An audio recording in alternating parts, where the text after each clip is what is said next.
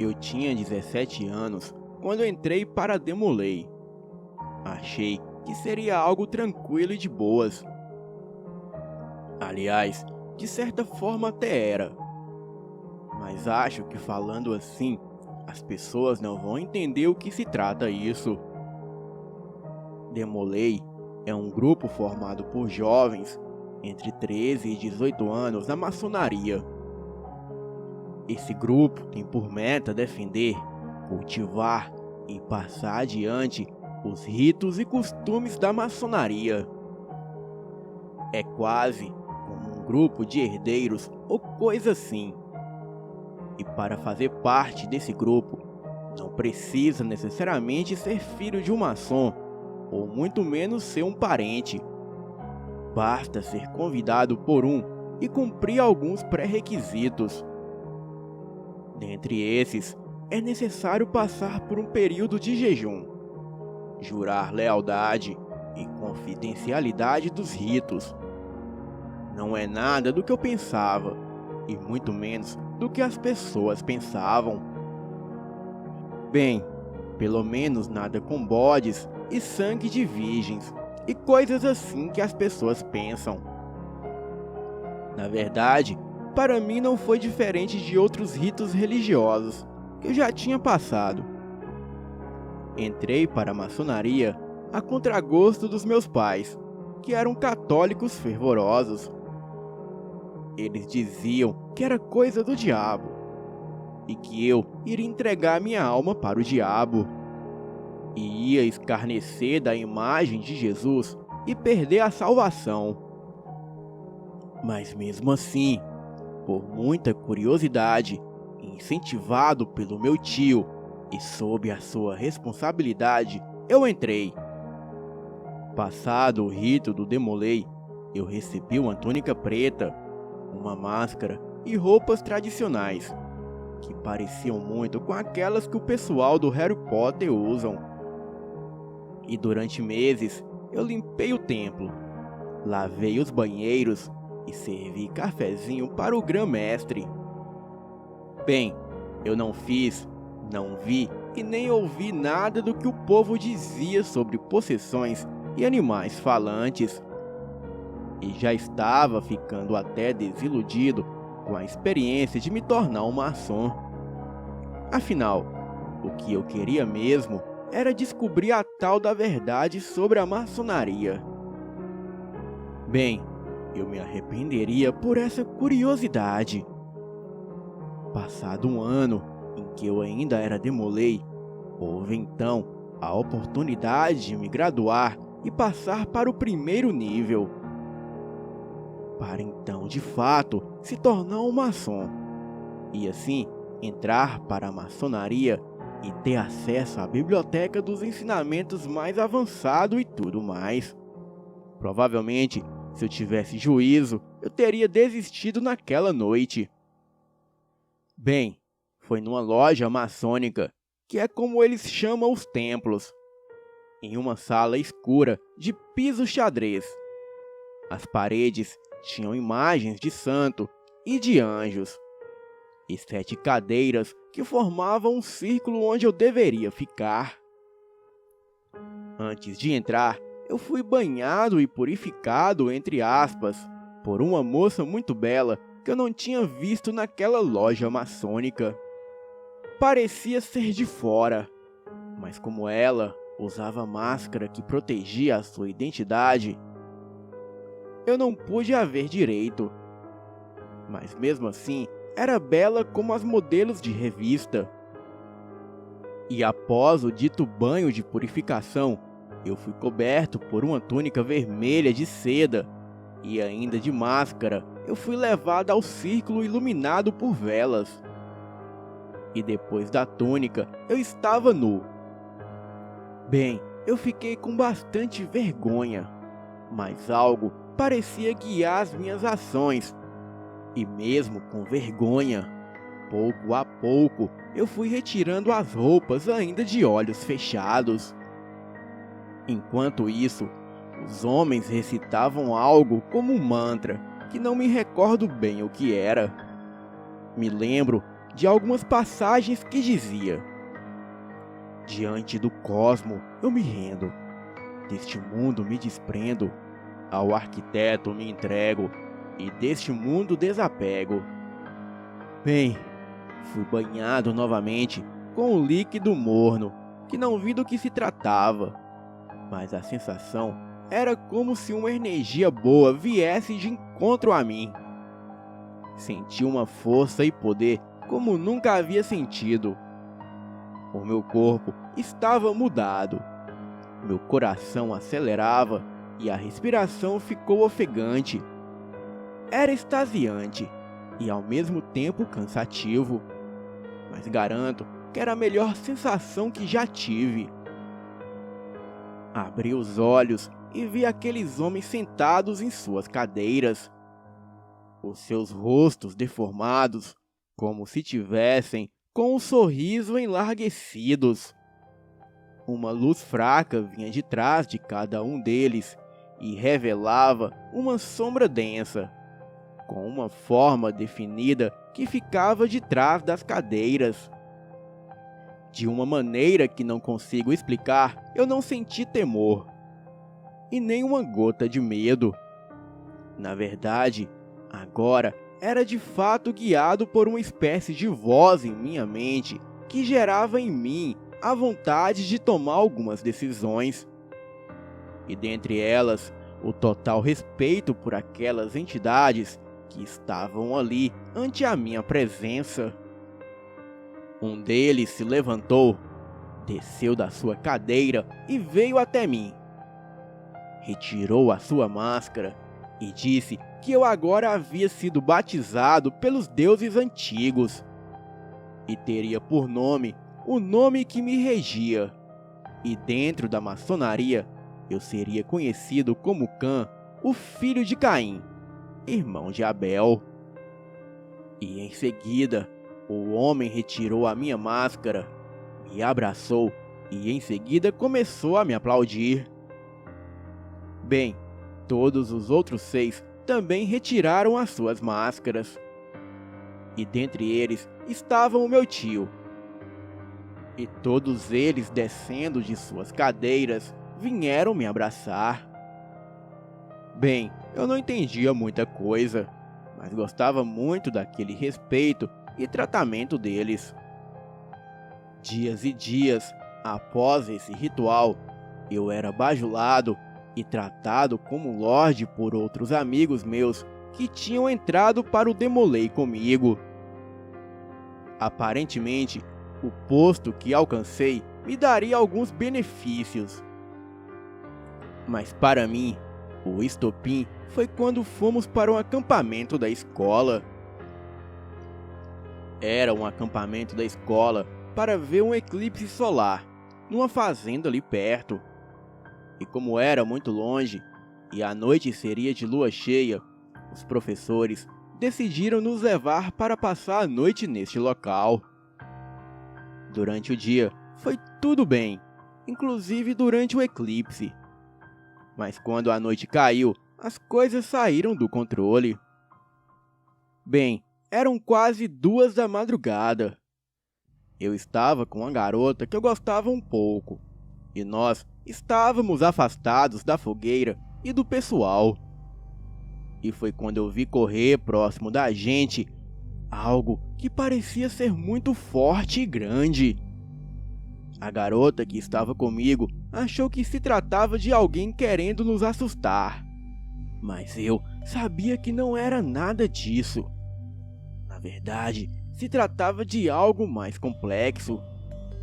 A verdade é que sempre que a gente participa de um rito de passagem ou um rito espiritual forte como o dos maçons, a gente abre um olho espiritual que nos permite ver, sentir e tocar as criaturas espirituais, ou quaisquer coisas vindas dessa dimensão, fazendo com que as pessoas que estão envolvidas em nossa energia vejam também as ditas coisas. E naquela noite não foi diferente. Mandei que a garota voltasse para o acampamento, para se proteger, pois aquilo poderia não ser uma pessoa. Bem, eu já sabia que não era, mas como não tinha como explicar, eu simplesmente inventei que eu iria ver, mas que ela fosse para perto da fogueira com os outros. Vi quando o par de olhos amarelos acenderam na mata. Pareciam um par de olhos como os de um gato me olhando.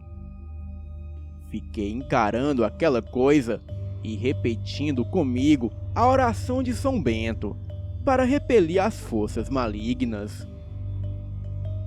Aquilo saiu das sombras de trás de uma árvore e, iluminado pelo reflexo do fogo, eu vi aquela coisa com o corpo que parecia ter sido queimado, cuja parte de baixo era de um bode e a de cima algo parecido com uma pessoa, mas com enormes chifres e um focinho semelhante a de um cavalo.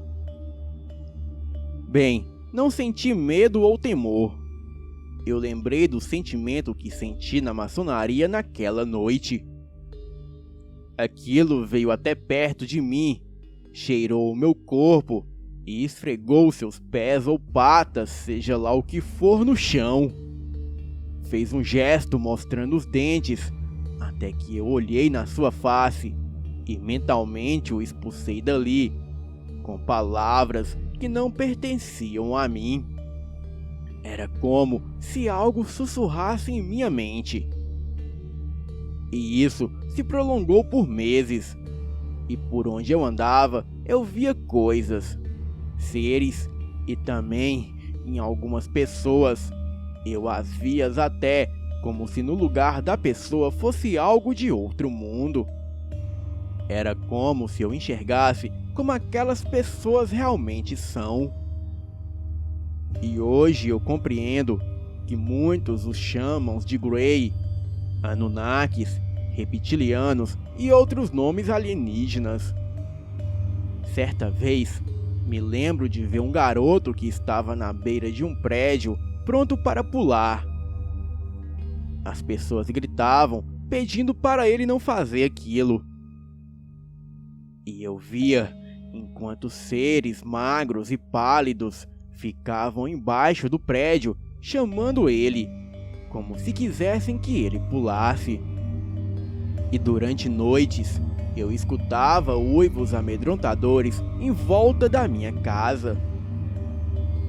E como já se não bastasse aqueles uivos, vez ou outra, algo com garras enormes começava a arranhar as janelas de madeira e as portas da casa. Na minha cabeça, nada daquilo era real. Mas o que me deixou chocado foi no dia seguinte eu ver que na minha janela realmente tinha marcas de garras. Então eu sabia que o que quer que fosse que estivesse lá fora, com certeza era real.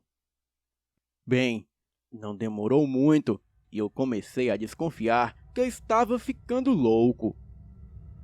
Consultei o meu tio, que era maçom, e ele me disse que isso era um dom raro entre os maçons e que eu deveria usá-lo para ajudar as pessoas e fazer o bem. Enfim, eu não suportei essa loucura toda e acabei me desligando da ordem e voltando para a igreja. Mas mesmo assim, eu ainda vejo as coisas, só que com menos frequência.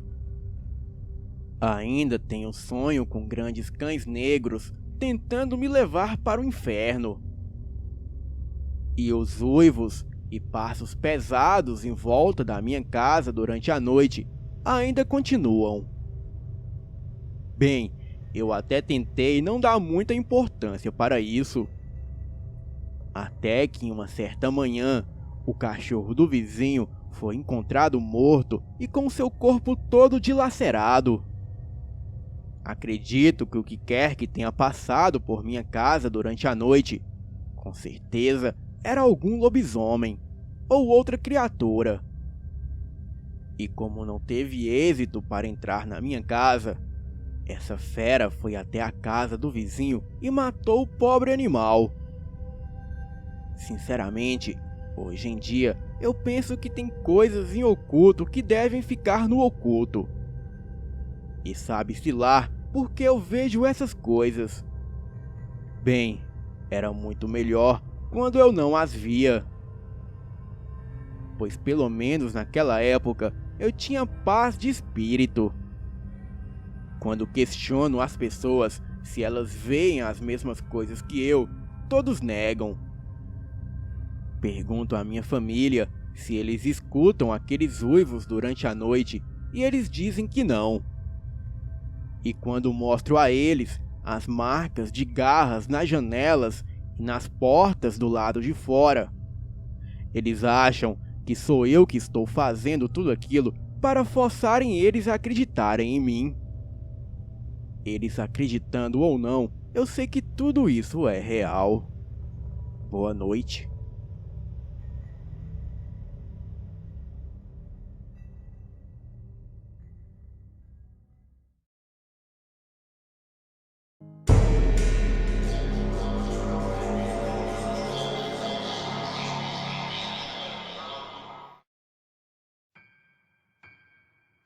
Olá, Elite Oculta. O meu nome é Érico.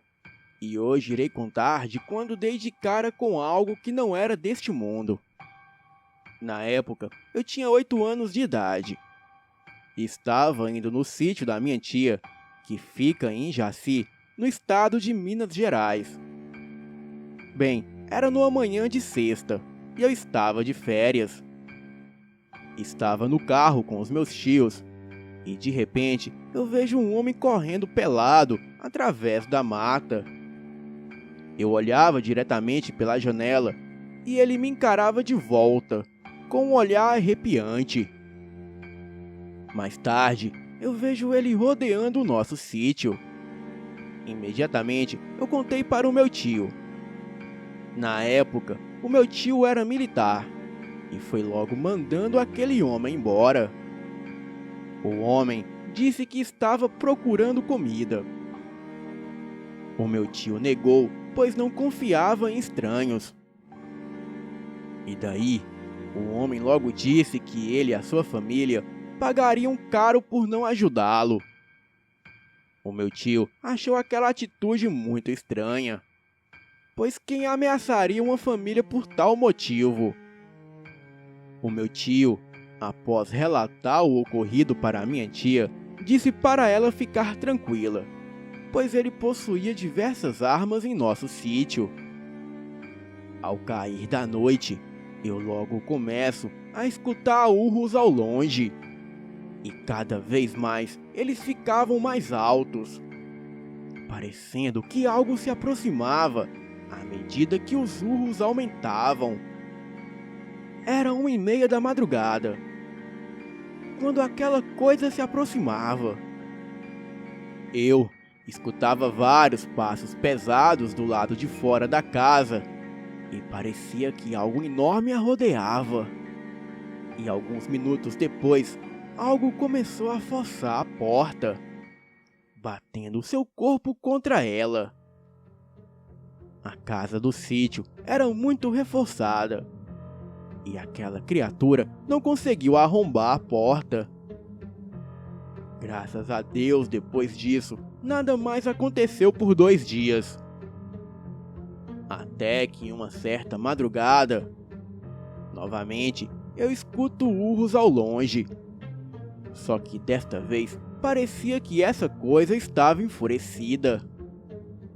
O meu tio, já cansado dessa situação, pega a sua espingarda e sai à procura da criatura. Aquela coisa rondava a nossa casa pelo lado de fora. O meu tio sai e me manda ficar dentro de casa. Porém, como eu não acreditava nessas coisas, eu saí achando que era um simples animal. Mas quando eu saio lá fora, eu vejo o meu tio com uma feição de como se ele tivesse visto a morte. Mas como ele queria me proteger, ele não hesitou, apontou a arma para a escuridão, mas não conseguiu ver nada. Logo de repente, algo enorme sai da mata e se coloca de pé, olhando fixamente para o meu tio. Como aquela noite era lua cheia, o local estava iluminado. Eu consegui ver a criatura, que media cerca de uns 2 metros de altura e possuía uma aparência grotesca. O seu rosto era a mistura da cara de um porco com a cara de um pastor alemão. Os seus braços eram tão grandes que quase se arrastavam no chão. O meu tio, num ato de impulso, dispara contra a fera, que toma um tiro em seu tórax e dá um urro aterrorizante, e assim fazendo as minhas pernas tremerem. Logo aquela coisa se põe de 4 e faz menção de atacar o meu tio. Ele dispara novamente e acerta em cheio aquela coisa grotesca, que corre para a mata. Nessa noite, nem eu e nem o meu tio conseguimos dormir, pois nós estávamos aterrorizados com o que havíamos visto naquela noite. O meu tio sofreu apenas alguns arranhões e foi ao hospital mais próximo. E assim que chegou lá no hospital, ele encontrou um sujeito todo sujo que havia levado alguns pontos. Aquele homem olhava fixamente para o meu tio, parecendo que queria matá-lo. Bem, nós ficamos mais alguns dias naquele sítio e a fera não apareceu mais. E espero que aquela coisa tenha aprendido a lição e nunca mais volte a nos atormentar. Boa noite.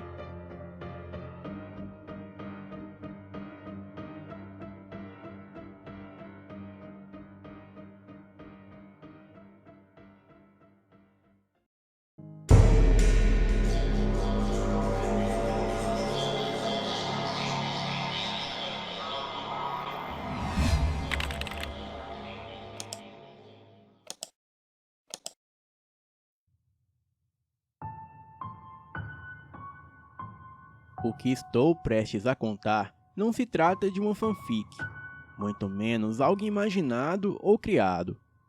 E não estou falando de invencionices ou de coisas desse gênero. Os assuntos que serão relatados são sérios e podem não ser adequados para pessoas de mente e coração frágeis. Olá a todos, eu me chamo Lucas. Nasci e cresci numa cidade muito importante do interior de São Paulo. Sou de família de classe média alta, do que se pode dizer bem de vida. Bem, no ano de 2016 eu passei por algumas coisas, as quais queria muito relatar aqui. Entretanto, se trata de um assunto muito delicado, que deve ser visto com prudência e cautela. Acho importante falar que se de alguma maneira algum espectador do canal sofre ou sofreu algum tipo de violência em casa, é importante que procurem um adulto ou alguma unidade de polícia mais próxima, para que sejam tomadas as devidas providências. Jamais permita que esse mal silencie ou cale você. Bem, eu tinha 14 anos, quando a minha mãe se juntou com esse homem que, por motivos de segurança, não quero revelar o nome. A minha mãe o havia conhecido numa das suas reuniões de um certo grupo de autoajuda para pessoas que sofrem de síndrome do pânico. Obviamente, a minha mãe não sofre dessa doença, ou pelo menos ela sofria, sei lá. Bem, ela me apresentou a este homem dizendo que ele era um amigo e que eles estavam se conhecendo melhor. Por um lado, eu fiquei até feliz que a minha mãe se permitira conhecer alguém. Afinal, já tinham se passado anos desde que o meu pai havia morrido num trágico acidente de carro. Entretanto, o homem era de certa forma estranho. de aparência rústica, bastante peludo, com barba grande e muito forte. Forte demais para quem trabalhava na administração de uma empresa de fretamento de caminhões. Bem, era isso que ele dizia sempre que questionado sobre as suas ocupações. Devido ao dito emprego, o homem viajava de tempos em tempos para fazer verificações da frota de caminhões, onde o mesmo sempre passava semanas fora e só aparecia um bom tempo depois. E mesmo sendo muito estranho, a paixão da minha mãe pelo dito cujo só aumentava. E se isso a deixava feliz, então eu também ficava feliz. Mas foi aí que as coisas começaram a ficar muito estranhas. O homem começou a trazer as suas coisas para casa de maneira a se mudar para morar conosco. E pouco tempo se passou e ele já tomava decisões dentro de casa. Ele decidia sobre o que comíamos, aonde iríamos e até as roupas que vestíamos. Começou a se mostrar ciumento e possessivo com a minha mãe e controlador comigo, impondo para mim horário fixo para dormir, para sair ou chegar em casa.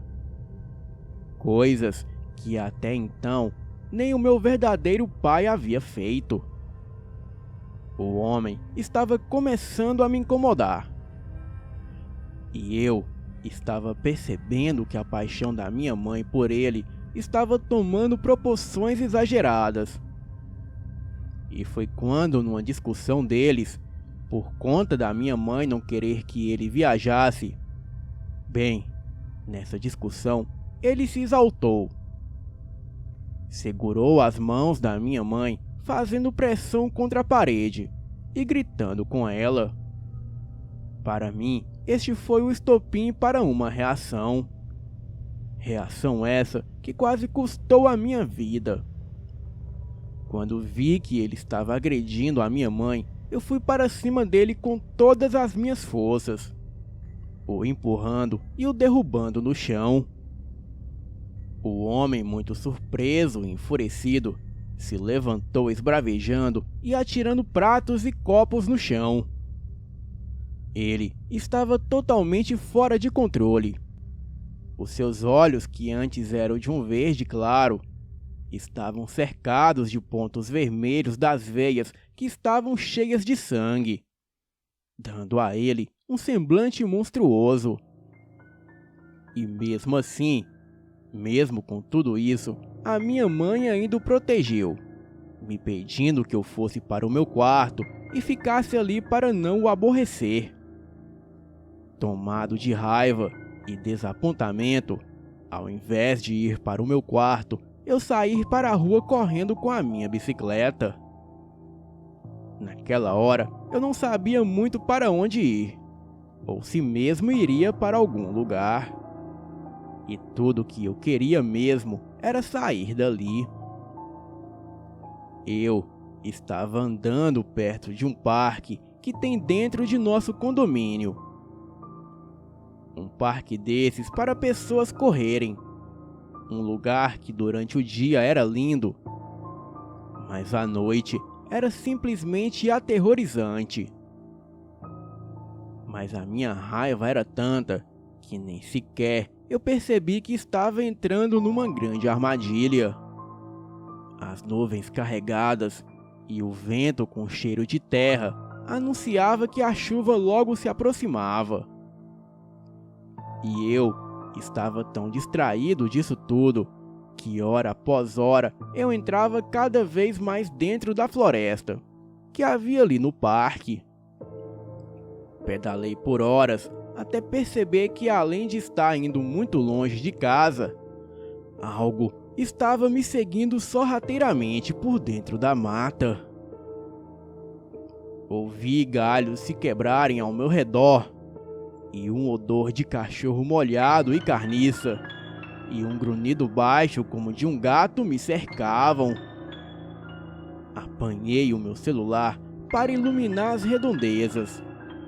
E vi no visor que tinha 28 ligações perdidas do número da minha mãe. E uma mensagem que dizia o seguinte: ele está indo te procurar. Se o achar, volte para casa com ele sem discutir. E amanhã conversamos. Beijos, mamãe. Acendi a lanterna, ignorando totalmente o que ela me dizia, e tentei iluminar ao redor, mas tudo que eu vi foi um enorme animal de olhos vermelhos se erguendo no meio dos matos. Era algo grotesco de porte gigante e parecia ter uns 2 metros de altura. A boca daquela criatura se abriu, soltando o urro de estremecer as pernas até do homem mais corajoso. Não pensei 2 vezes, montei na bicicleta e, sem ver muita coisa, comecei a pedalar loucamente, na tentativa de fugir. Era quase que inútil, pois para onde eu corria, aquela coisa estava, com aqueles olhos enormes a me olhar. Em um cruzamento de estradas que dava com a BR, aquilo saltou de dentro dos matos, encravando as suas enormes garras em minhas costas e me fazendo gritar de dor. Senti quando seus dentes enormes dilaceravam as minhas pernas, e uma sensação de anestesia tomou conta do meu corpo. Pensei que morreria ali, mas para minha surpresa e alívio, um par de faróis apareceram quase que do nada. O animal que me segurava me jogou a metros de distância e o carro o acertou em cheio. Bem, eu não faço ideia do porquê ele me jogou para longe. Acredito que eu nunca vou saber. O carro acertou o bicho tão forte que a frente do veículo ficou toda amassada. O animal, ainda muito ferido, mancando e sangrando muito, ainda caminhou na minha direção, ignorando totalmente o carro ali do seu lado. Bem, eu não sei se por sorte ou se por milagre, mas quem estava no carro era um policial à paisana, que morava no mesmo condomínio que eu. Ele desceu do veículo, dando voz de prisão para aquela coisa que claramente reconhecia armas e comandos. Com certeza se tratava de uma criatura consciente, mas mesmo assim aquilo continuou a vir em minha direção. O policial disparou contra ele 3 vezes, e só aí que a criatura desistiu do meu corpo caído no mato e saiu correndo mata adentro. E em seguida, eu logo apaguei quando aquilo saiu do local. Acordei semanas depois do acidente. A minha perna direita havia sido amputada e 4 vértebras da minha coluna estavam dilaceradas. Contei o fato a todos, inclusive em depoimento oficial à polícia os ocorridos. Bem, mas como não é nenhuma surpresa, eu fui totalmente desconsiderado. A minha mãe, em sua paixão cega, acabou desmentindo toda a minha versão da história, alegando que eu tinha um quadro de ciúmes possessivo por ela por ter perdido meu pai. Bem, as pessoas dizem que o que não te mata te deixa mais forte. Mas aquilo que não me matou me deixou aleijado. E agora fica a dica do meu relato. E lembre-se, em caso de abuso físico, sexual ou mental, não temam. Não tentem resolver sozinhos. Chamem a polícia e deixem que as autoridades cuidem do problema. Pois o que não te mata, no mínimo, te deixará com sequelas para toda a vida. Boa noite.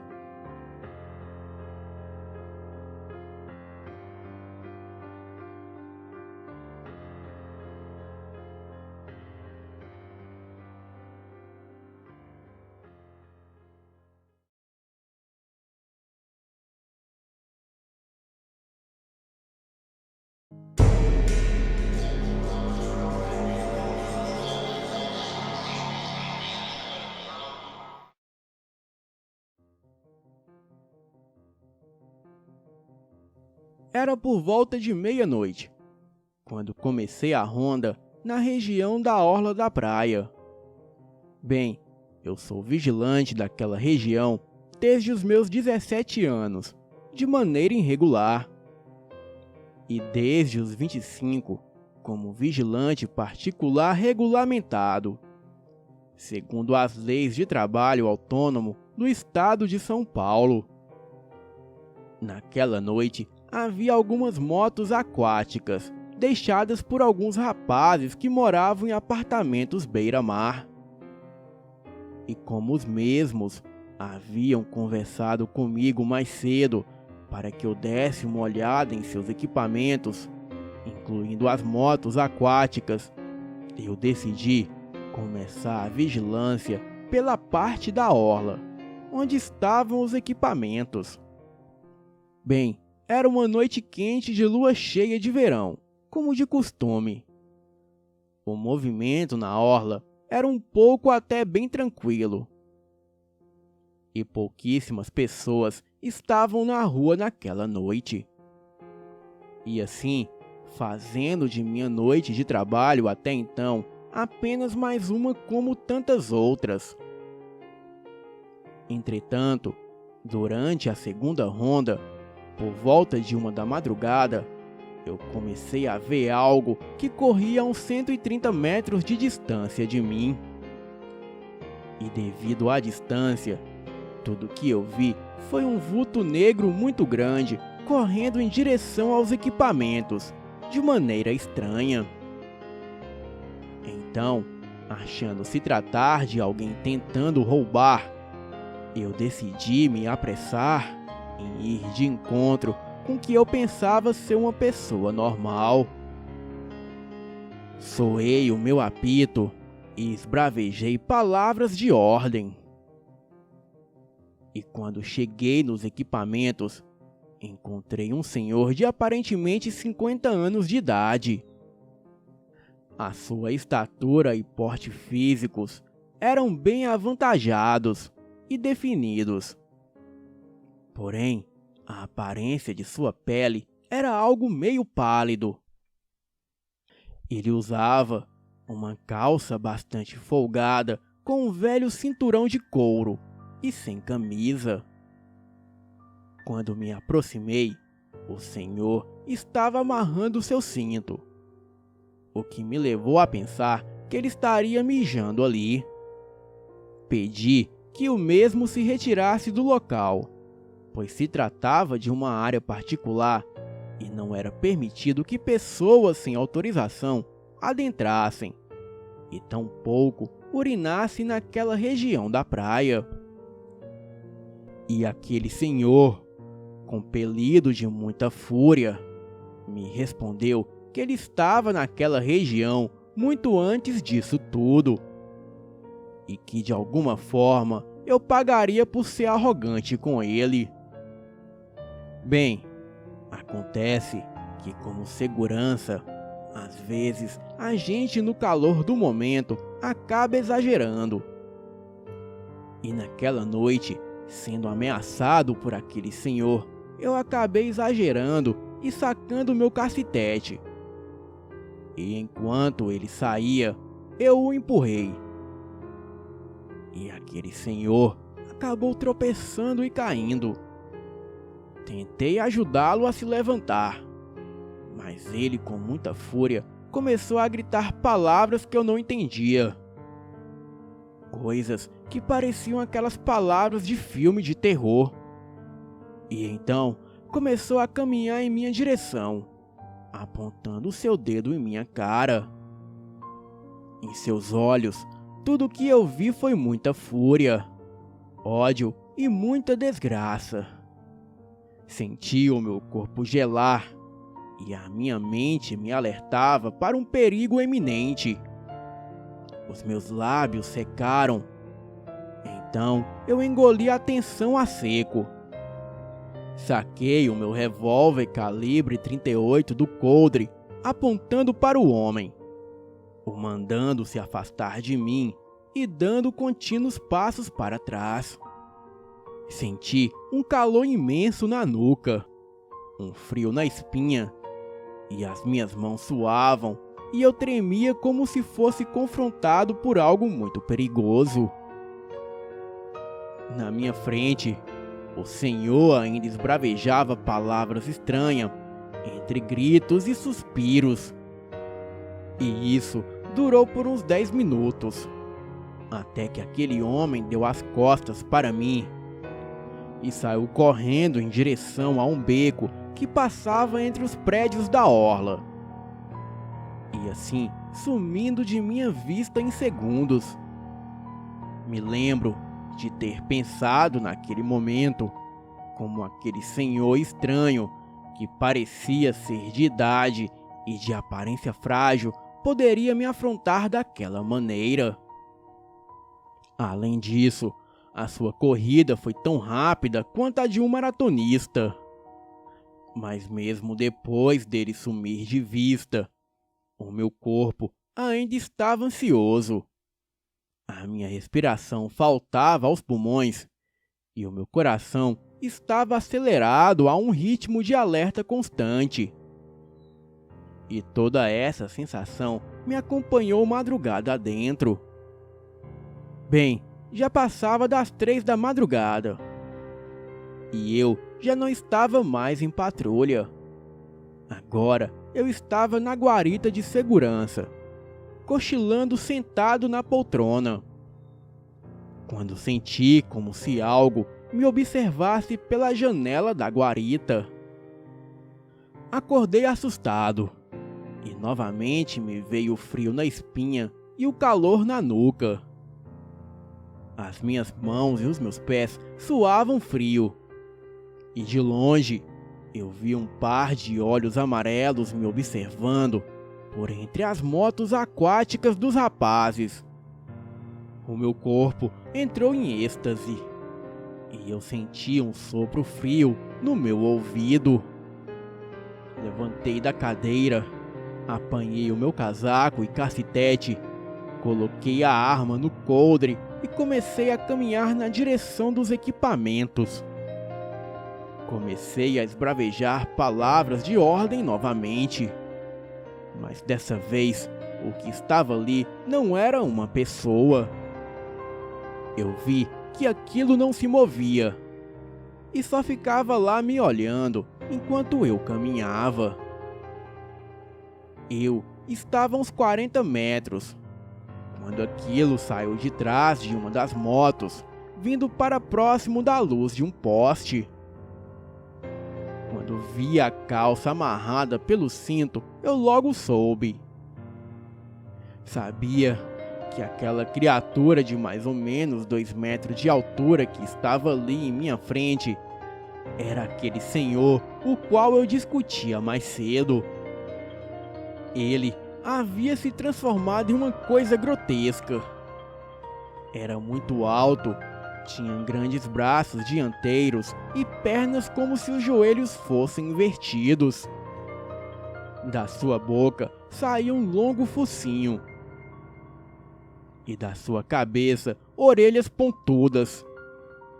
A sua face lembrava muito a de um cão da raça pastor alemão. Os seus dentes sobressaltavam a boca, e uma baba densa como a de um cão raivoso escorria por entre os dentes.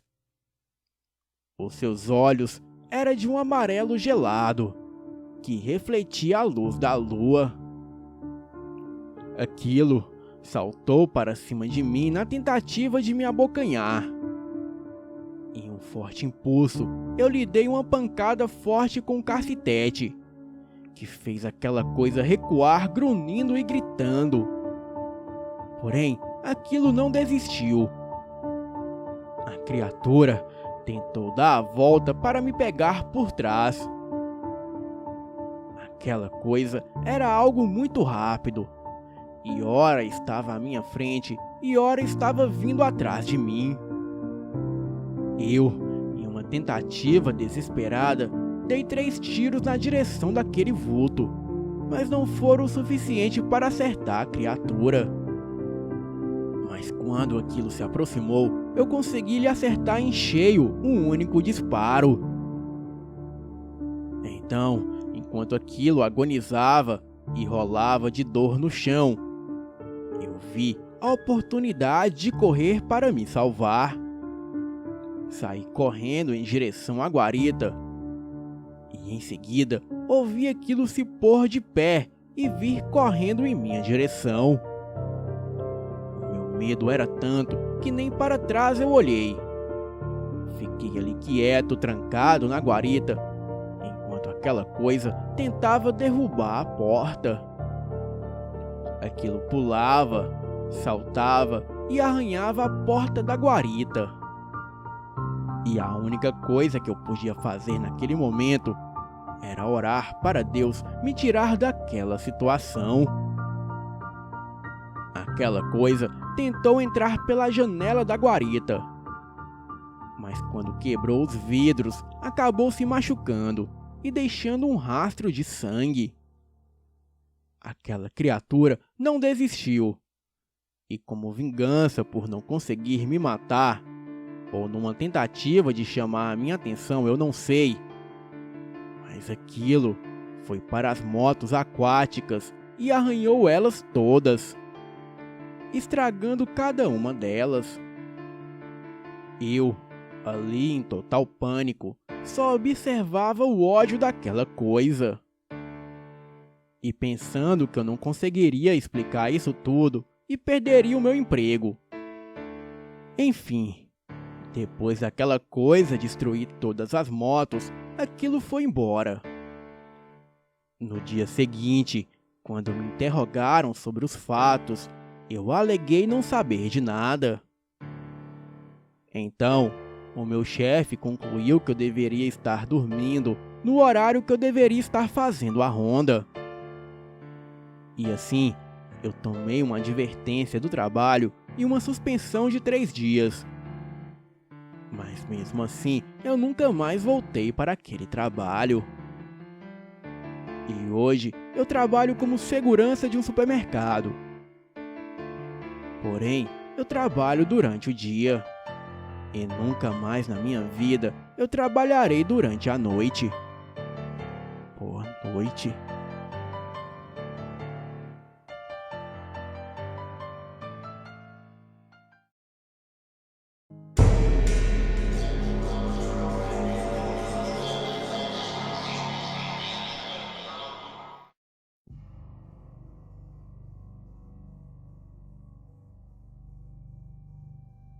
O caso descrito a seguir foi real e aconteceu na cidade de Cubatão, no estado de São Paulo. No dia 10 de julho de 1973, o estudante Casemiro, de 18 anos, saiu de barco com alguns amigos e foram pescar em um dos vários rios que existem na região da cidade de Cubatão, no estado de São Paulo.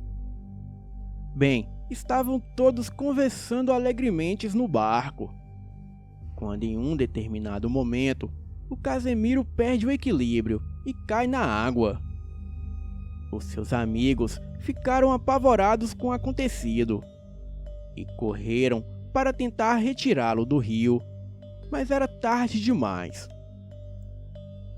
O seu corpo já havia desaparecido nas profundas e escuras águas daquele rio. Os amigos de Casemiro voltaram para a terra firme e então chamaram um corpo de bombeiros, os quais começaram a trabalhar imediatamente para resgatar o corpo de Casemiro. E depois de 24 horas de buscas intensas, os bombeiros abandonaram o local, pois, segundo eles, O corpo deveria ter sido carregado pela correnteza, motivo pelo qual não a havia encontrado. Os amigos, porém, continuaram a busca. Então, alguém da família, lembrando de uma antiga lenda, sugeriu que os padrinhos de Casemiro acendessem uma vela e a colocasse em um recipiente qualquer a flutuar pelas águas do rio. E a vela indicaria o local exato em que o corpo se encontrava. Essa antiga lenda da vela é bastante conhecida pelas populações que habitam as margens de rios perigosos e é passada de geração para geração, chegando até os dias atuais. A princípio, ninguém acreditou muito nessa sugestão feita, mas como não haviam mais alternativas, resolveram tentar. Então, no dia 12 de julho, chamaram o senhor José e a sua esposa Odete. Eles eram padrinhos de Casemiro, os quais concordaram em atender o pedido. Subiram então em um barco e foram até o local onde o estudante havia caído. Rezaram por sua alma e acenderam uma vela, a colocando em uma pequena caixa protegida, e em seguida a colocaram nas águas do rio. A pequena vela dentro de sua caixa começou a descer a correnteza do rio, seguida pelo barco que levava, além dos padrinhos de Casemiro, os amigos da família também. Meia hora depois, a caixa com a vela parou em um determinado local do rio, ficando ali, estática. E como ninguém teve coragem de mergulhar, eles voltaram para a margem a fim de conseguir um outro barco com mergulhadores experientes, com o objetivo de voltar ao local e realizar as buscas.